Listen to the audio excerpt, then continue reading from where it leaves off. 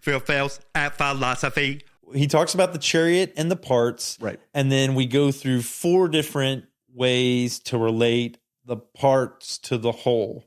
How material objects and its parts are related to one another. And just to refresh, the chariot analogy is just basically when we look at the chariot, is the chariot the thing, or are the wheels and the spokes and all the parts the thing? Yeah. And because you can't have all the parts laid out on my floor and then call that a chariot. So it's not exactly just the parts that make up the whole. They have to be in a certain configuration. Right.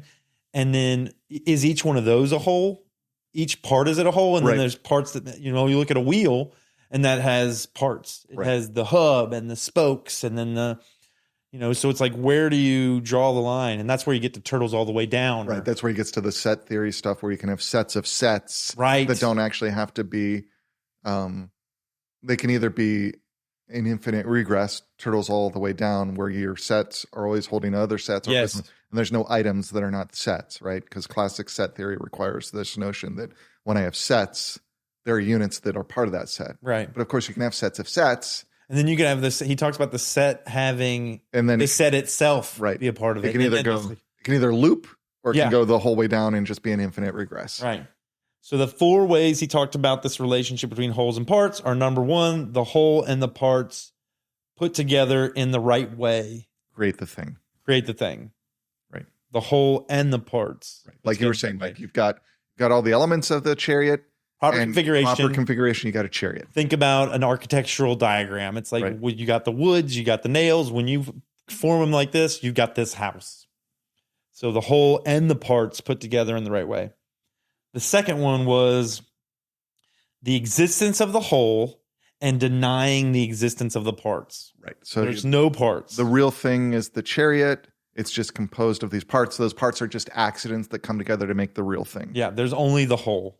And then they talk about monism. Mm-hmm. Parts are an abstraction from the whole. Yeah, I wonder, are those, are they itemized out as separate? It says, the notes I got says monism, but wholes are generally part of other larger wholes till the big one, the big whole, the big one, everything that is, parts only exist through mental analysis. So there's only wholes, there's no parts. Right. And then I think the key thing here is that you have to have a whole that's the whole of all things. Which is the universe. Right. And that's where you get to a lot of, or the universal or the oneness or the, like if you think about that kind of Upanishadic, classic, Vedic, Hindu notion of, the universe being just this unified thing in the way that an ocean, although it's made up of all these droplets of water, are simply a complete thing. That gives you a sense of that kind of monism. And you similarly have arguments for that kind of fundamental unity of things in like Parmenides in classical Greek thought. That's very influential. And what did you say? Parmenides. He's what are those? Oh, he's a Greek philosopher. Okay. He's actually the person we usually cite as actually making the first discursive argument in text.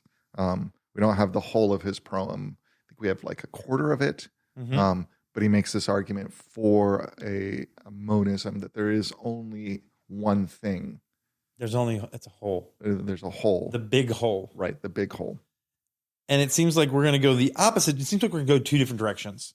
We're going to go, there's only a big whole, and then there's only parts. Right, and that's some sort of atomism, right? That you've got all these little parts that come together, and those are the most fundamental things. Also ancient in origins in the Western tradition.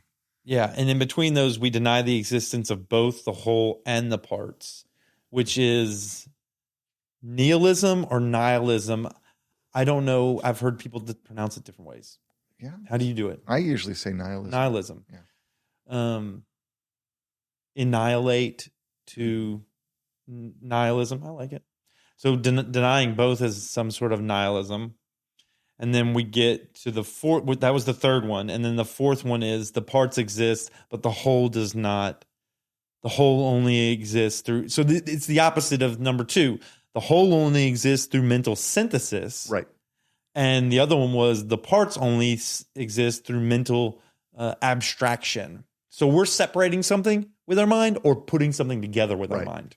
Right. And I think if you think of it this way, you're experiencing the world, it's just raw sensate data, right? What puts it together into objects? That fourth one is basically saying there's just this wave of sensation, and everything that puts things together into objects is really just your mind creating concepts to create wholes, to bring things together.